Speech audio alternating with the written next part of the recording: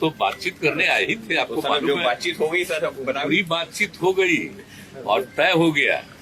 फिर क्या तय हो गया? तो थोड़ा पक्ष की एकता के लिए हम लोग काम करेंगे।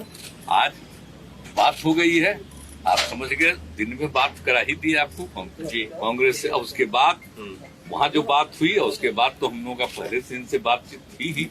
तो आज फिर आ गए, तो आज हम लोगों का ये तय हो गया कि नहीं ठीक, मतलब अधिक से अधिक विपक्षी पार्टियों को एकजुट करेंगे। अब देख लीजिए, बाकी सब पर कोई कमेंट नहीं करना। एक लाइन में बता दिया कि हम लोग अभी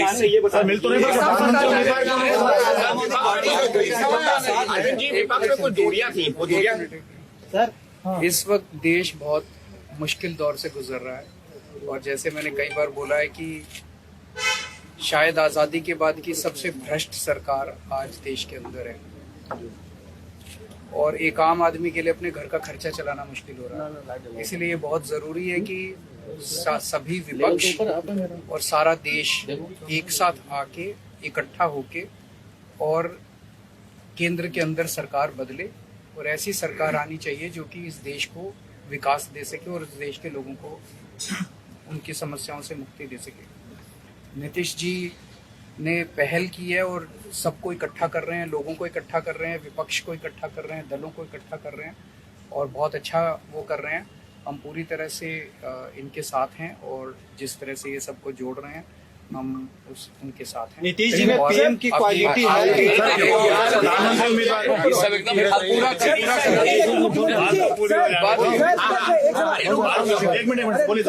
अभी आप लोगों के मन में ढेर सारे प्रश्न होंगे, उन प्रश्नों के जवाब एक शाम की मुलाकात में नहीं दिए जा सकते। जैसे जैसे हम लोग रास्ते में चलेंगे वैसे वैसे आपके प्रश्नों के जवाब भी देंगे। आज सारे प्रश्नों के जवाब आपको लेकिन